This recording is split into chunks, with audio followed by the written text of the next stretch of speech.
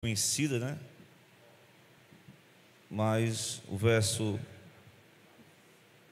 10 vai dizer que o ladrão não veio senão a roubar, a matar e a destruir. E eu vim para que tenham vida e tenham com abundância. Louvado seja Deus. Estaremos aqui observando nesse texto que ele vai falar sobre Cristo, apresentando ele na identidade como pastor das ovelhas e o seu povo como as ovelhas, né?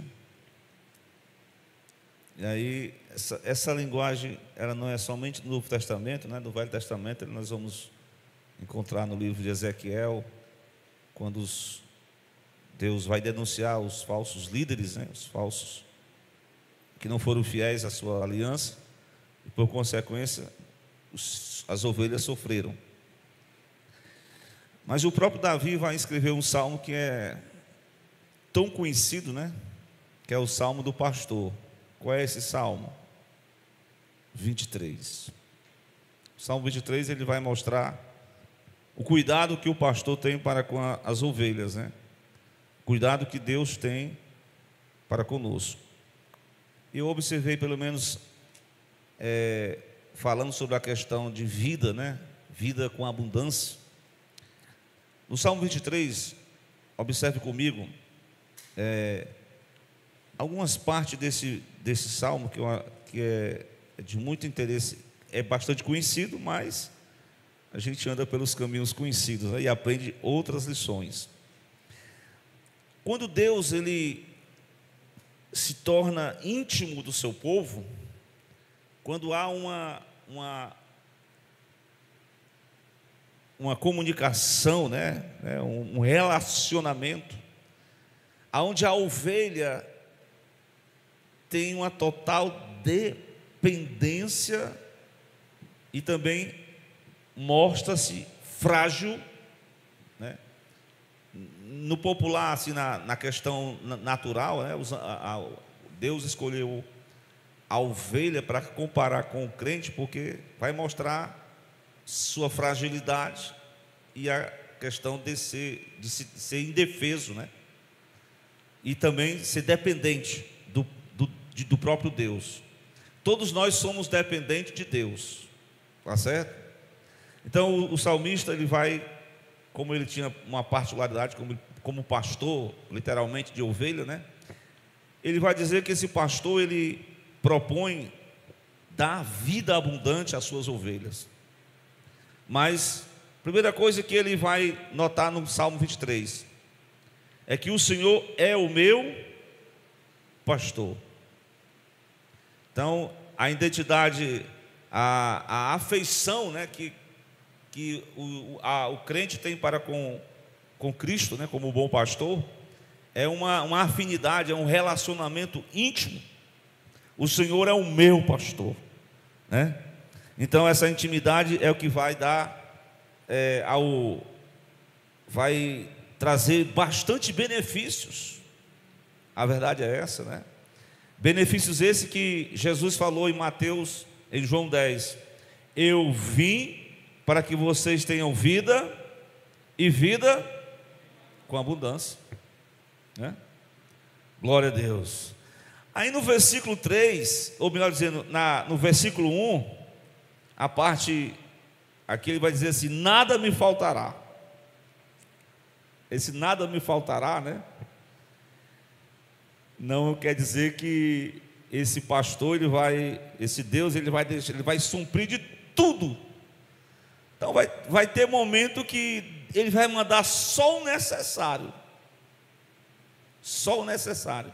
Mas uma coisa é certa, é que nessa relação do homem com o seu Criador, do salvo com o Cristo Salvador, ele nunca vai faltar, é o amor dele, é a presença dele, é a graça dele, é a constância dele em cumprir as suas promessas. Então a fidelidade de Deus nunca vai faltar. Paulo diz: ainda que nós sejamos infiéis, mas Deus permanece fiel. Glória a Deus. Então nós temos essa confiança que se nós mantivermos uma intimidade, uma relação com esse pastor, a presença dele nunca vai faltar. Eu até ministrei quando o povo de Israel, como ovelhas que Deus dirigia ali no deserto, mesmo com todas as rebeldias, desobediências, murmurações, mas o que nunca faltou naquele arraial? Como Deus falou para Moisés, pediu a Deus, que não falte a sua presença. Então a presença de Deus era ali real, mas nunca faltou o mantimento diário do maná. Nunca faltou a presença da nuvem trazendo ali aquele, para guardar, proteger do calor do sol. Nunca faltou o que mais? A coluna de fogo para aquecê-los durante a noite. Então, a misericórdia de Deus nunca vai faltar. E é por isso que nós acreditamos que as promessas de Deus, como disse Jesus, passarão os céus, passarão a terra, mas a minha promessa, a minha palavra, ela vai se cumprir. Amém? Então, quando nós aceitamos a Cristo como nosso pastor, o texto vai dizer que as minhas ovelhas ouvem a minha voz.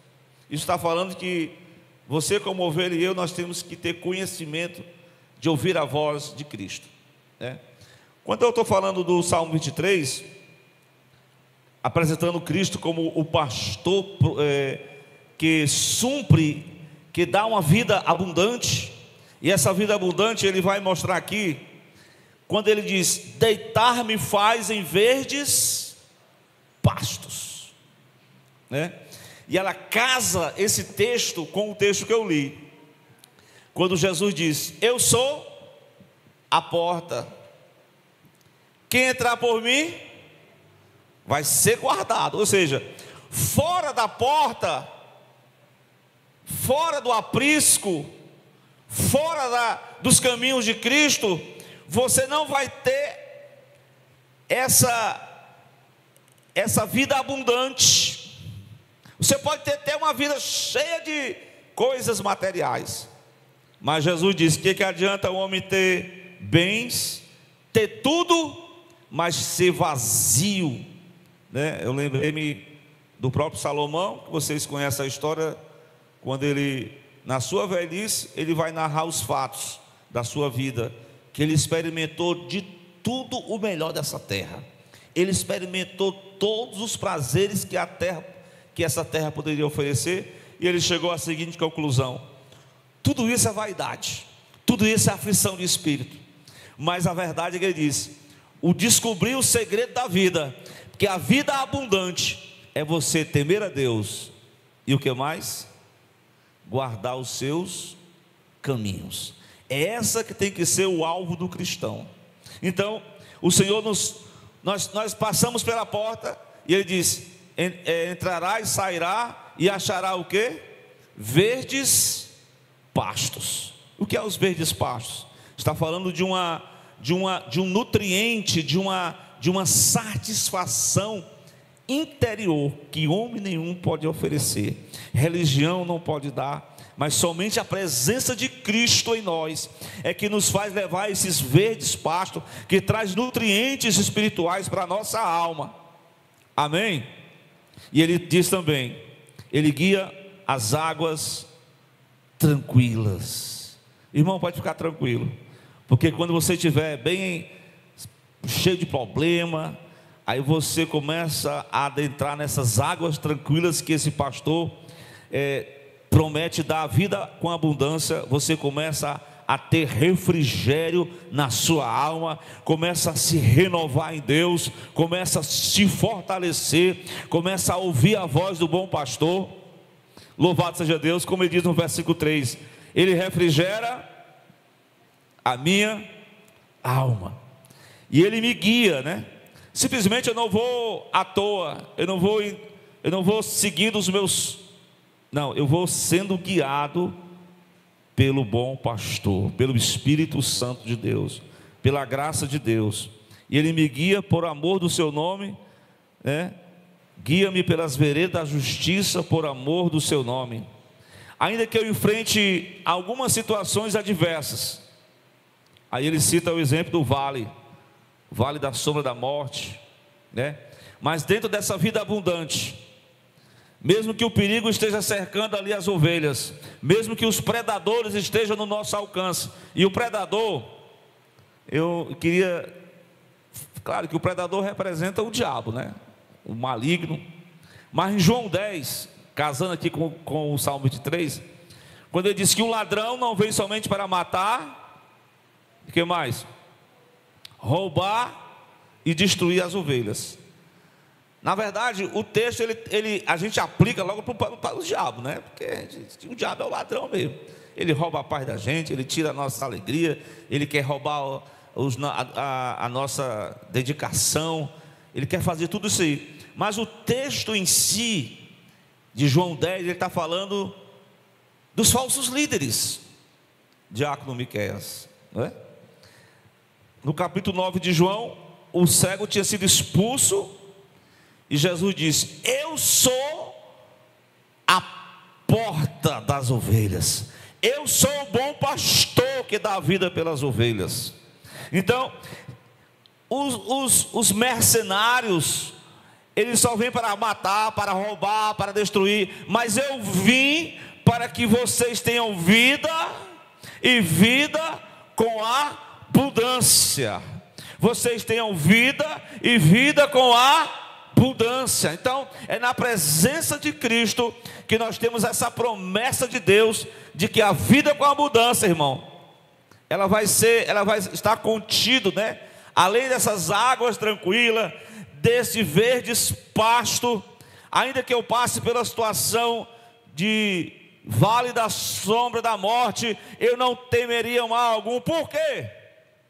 Porque Ele não me faltará. Quem não vai faltar? Algum irmão pode até faltar, né? Como de fato muitos irmãos faltaram este culto. Mas a presença de Cristo nunca vai faltar, porque diz a palavra: onde estiver 2 ou 3 reunidos em meu nome, o que vai acontecer? Eu estarei ali presente, irmão. Eu estarei ali presente, glória a Deus. Então, a tua vara e o teu cajado me consolam. Glória a Deus. Então, quando a mensagem arrochar para nós, quando nós se sentimos que estamos se afastando dessa vida com abundância, então Ele vai nos chamar a atenção pela exortação da palavra, pela direção do Espírito Santo, e nós temos que seguir a voz do caminho, glória a Deus. Então, Ele prepara até uma mesa perante mim na presença dos meus inimigos. Aqui está falando da vida com abundância, né? Os inimigos, os predadores que querem matar as ovelhas, Deus prepara uma mesa de forma que a minha cabeça Ele unge com o seu óleo, e de forma que o meu cálice transborda. Isso aqui é nada menos do que vida abundante. Vida abundante são verdes pastos, vida abundante é águas tranquilas, vida abundante, Ele faz o meu cálice transbordar. Meus irmãos, o que é uma vida abundante? Para muitos de hoje, a vida abundante é algo que seja materialmente falando, não? Mas eu vi na revista da Escola Dominical um versículo, ele citou uma frase que eu achei interessante, diácono Miqueias. Sei que você estudou essa lição aí. A vida abundante é uma vida integral, uma nova vida integral em Cristo, em que tudo se fez novo e se torna uma autêntica novidade de vida. O que é vida abundante, então? Paulo diz em 2 Coríntios 5,17 que quem está em Cristo, amém? Você consegue, você está em Cristo? Você ouve a voz de Cristo? Se nós estamos em Cristo, se nós ouvimos a voz de Cristo, a Bíblia diz: quem está em Cristo é uma nova criação. As coisas velhas se fez passado e tudo se fez novo. As coisas velhas já passaram e tudo se faz novo. Então, a vida abundante consiste em experimentar a novidade de vida no homem integral, na mente, na alma. Glória a Deus. Então tudo isso aí faz parte de uma vida onde Cristo está ali com a sua presença inundando, fortalecendo, preparando cada dia e transbordar. E o transbordar do cálice vai ser quando a gente nem sempre a gente vai estar com o cálice transbordando, viu, irmãos? Vai ter momento que você vai se sentir assim, está assim meio vazio, mas exatamente, você vai descer a fonte novamente, encher o seu cântaro novamente, e o cálice vai transbordar novamente. Louvado seja Deus. Sempre a vida cristã é assim, né? Ele vai enchendo. A Bíblia diz: enchei-vos do Espírito, como não sendo uma experiência única, mas sempre vai ter vida nova, transbordante no coração daqueles que acreditam em Cristo, que estão perseverando em Cristo. Não somos perfeitos, mas estamos no caminho do aperfeiçoamento e precisamos cada dia dessa vida transbordante. Amém? Mas eu quero citar alguns conceitos sobre a vida transbordante, a começar pela a seguinte expressão, como eu falei. Primeiro, o que não é uma vida confortável, não é somente uma vida abastecida materialmente, porque tem muita gente que está abastecido materialmente, mas espiritualmente está falido, está vazio, como uma lata seca. Mas a vida do cristão que está em Cristo, que é uma nova criatura, que o cálice transborda, que tem uma mesa preparada, glória a Deus, que usufrui das águas da fonte verdadeira, que tem entra e sai e alcança o mantimento, o nutriente para a alma dele, para o espírito dele, que tem a vida transbordante de Deus. Ele é uma vida marcada pela paz e tranquilidade. O que foi que Jesus falou em João 14, 27? Irmão, veja aí o que ele diz: a minha paz, isso é a vida transbordante, a minha paz eu vos dou. Então somente Cristo, Ele transmite paz ao coração do homem e da mulher. Então essa é uma marca que define o que é uma vida abundante. Mas uma outra coisa que eu quero mostrar para vocês, porque a gente foi alcançado pela graça de Deus, amém? O amor de Deus nos constrange a amar uns aos outros, como Jesus falou em João 13, né? Um novo mandamento vos dou, amai-vos aos outros. Então, uma vida transbordante é uma vida impactada pelo amor de Deus. É isso que nós precisamos, cada dia. Ser cheio do Espírito Santo não é somente pular, gritar, falar em línguas. Ser cheio do Espírito Santo, ter uma vida de amor de Deus derramado, como diz Paulo, em nossos corações.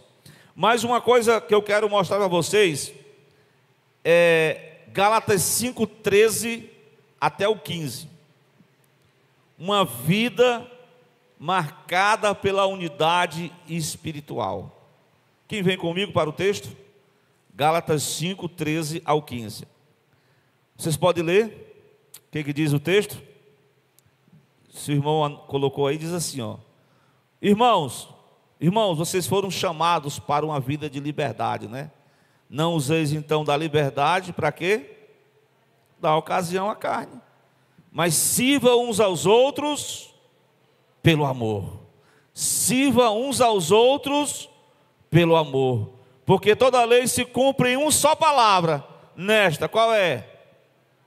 Amarás o teu próximo como a ti mesmo. Aí a exortação do 15: se vós, porém, vos mordeis, devorais uns aos outros, vede que não vos consumais também uns aos outros. Uma vida abundante, ela é marcada por essa unidade espiritual entre os cristãos, por uma vida marcada pelo amor, uma vida marcada pela novidade de vida com Cristo. Então, meus amados irmãos, uma vida marcada pela paz interior, pela paz uns com os outros, pela paz com Deus, como dizem lá em Romanos 5, versículo 1. Meus irmãos, isso é uma definição, um conceito de uma vida abundante. E nós precisamos, mais do que nunca, de transbordar esse cálice, cada dia transbordar em nosso coração. E existem alguns indicadores que provam a vida abundante, e nós precisamos desses indicadores. Um deles, eu posso até voltar para a lição passada, né, que foi na quinta-feira passada. Eu li em 1 Tessalonicenses, capítulo 5, só que eu li apenas, a mensagem ela foi composta apenas pelos os 2 versículos daquela série de recomendações que Paulo dá no capítulo 5, a partir do versículo de número 13 e 14, que eu li na semana passada. Mas eu quero mostrar para vocês a partir do versículo 16. Alguns desses indicadores que vão caracterizar o que nós precisamos para termos uma vida abundante. O primeiro deles qual é? Versículo de número 16. O que diz? Capítulo 5. É bem fácil da gente gravar, né? Aqui na minha versão diz: regozijai-vos sempre. Mas tem alguns momentos que a gente não... Tem alguns momentos que a gente vai sentir a tristeza. E aí, diácono Miquel, o que nós faremos? Você pregou no domingo sobre a epístola da alegria. Paulo exortou os crentes a fazer o quê? Regozijar sempre. Mas como é que é a situação que Paulo estava? Passando por privações, estava preso, estava próximo à condenação, e ele deu palavras de incentivo para os crentes se alegrar sempre no Senhor. Olha aí. Irmãos, a salvação, ela transmite ao coração do crente a alegria interior. Quando o Davi, ele passou por um momento de queda espiritual, ele diz: não retires de mim o teu espírito, nem afaste de mim, né, a tua alegria. Alegria que vem com a presença desse bom pastor, com essa vida transbordante. É o que Paulo diz aqui, ó. Não é uma alegria apenas concernente às circunstâncias. Por isso que ele diz assim: regozijai-vos sempre. Mas a nossa alegria está em quem? No nosso bom pastor, no nosso Cristo vivo todo-poderoso. Se a gente fosse alegrar somente por algumas coisas que a gente recebe, ou que não, ou que vai receber, a nossa alegria está muito fraca. A nossa alegria ela é baseada na nossa fé em Jesus Cristo. E Paulo diz: regozijai-vos sempre. Em todos os momentos da nossa vida nós temos que estar procurando a alegria do Senhor, né? Eu sei que tem algumas pessoas que estão enfrentando algumas dificuldades, estão convivendo com a tristeza, mas em meio à tristeza da vida, Deus alegra o nosso coração. Deus visita o nosso coração. Deus visita a nossa alma. Deus renova a nossa alma e traz aquilo que Paulo diz em Gálatas 5:22. Ele começa a produzir o amor de Deus, a alegria do Espírito Santo em nossos corações. Mas eu quero falar de um outro indicador de uma vida abundante, que é exatamente uma questão do capítulo 5 de Tessalonicenses, o versículo de número 18. O que diz? Podemos ler? Em tudo dai graças, porque esta é a vontade de Deus em Cristo Jesus para convosco. O que nós temos feito durante a nossa vida? Qual é a possibilidade? É de agradecer ou de reclamar e murmurar? A tendência é logo reclamar, né? E até murmurar. Mas a exortação que nós temos aqui é que nós precisamos de uma vida abundante.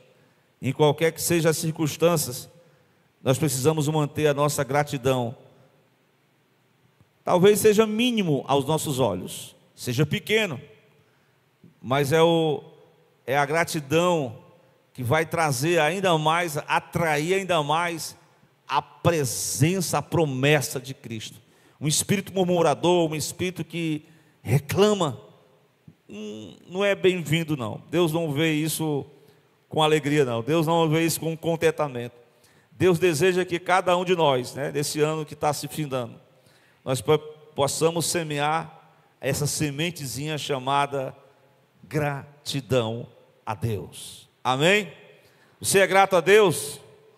Glória a Deus. Sejamos gratos em tudo ao nosso Deus, porque Ele é bom, porque Ele é o bom pastor que morreu, que entregou-se a si mesmo para morrer na cruz do Calvário pelos nossos pecados.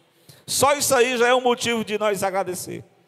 Glória a Deus pela vida, pela saúde, pelo livramento, por tudo que Ele é, por tudo que Ele está fazendo, por tudo que Ele vai fazer. Glória a Deus. Independente das circunstâncias, Ele sempre será, Ele nunca mudará. A verdade é essa. Mas um outro indicador que vai mostrar a vida abundante está no versículo, até citei na semana passada, no versículo 19, que é exatamente, tudo vai casando, o Espírito Santo produz o fruto, o Espírito Santo ele faz o vaso, o nosso cálice transbordar, e Paulo vai dizer com exatidão: não apagueis o Espírito. O apagar o Espírito representa algumas atitudes, algumas palavras, algumas reclamações, alguns sentimentos nocivos que têm apagado o Espírito Santo de nós. Nós precisamos permanecer, mesmo que nós estejamos bem fraquinho, mas no momento em que nós reacendermos novamente, o Espírito Santo vai tomar de conta, vai fazer o cálice transbordar novamente. Então é o momento de nós meditarmos que a vida abundante é sempre uma experiência nova com Deus. Deus vai sempre enchendo. Ele enche, às vezes o servo de Deus sente-se momentos de vazio existencial, mas Ele enche novamente quando nós o buscamos. Amém? Mas por último, veja o versículo 17. Citamos também na semana passada. Além de alegria, gratidão, vida preenchida com o Espírito Santo, outro indicador é isso aqui que nós precisamos caminhar para o ano que vem, toda a nossa vida, é ocupar, como Paulo diz aqui, orai sem cessar. Esse é um exercício difícil de ser, eu falando hoje, esse aqui tem que ser mais pregado ou vivido? Tem que ser mais vivido do que pregado, porque pregar é muito fácil, o difícil é a gente praticar a questão da oração.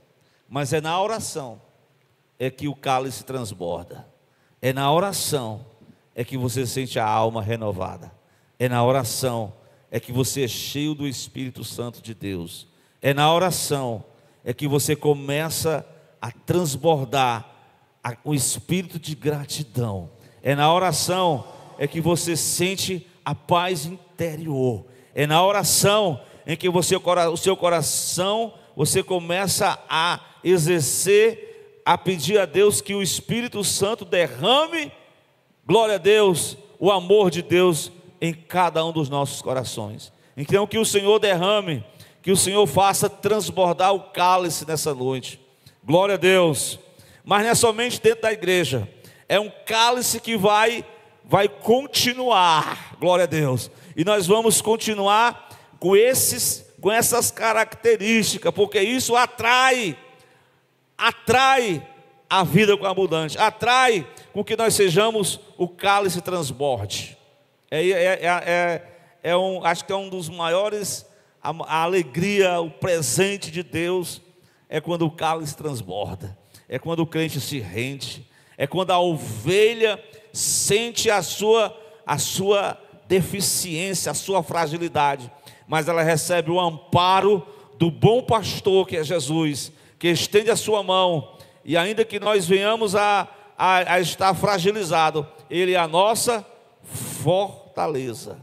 Amém, meus irmãos? Ele é a nossa fortaleza. O Espírito Santo de fortaleza está conosco. Irmã Léa, você tem um hino para cantar aqui?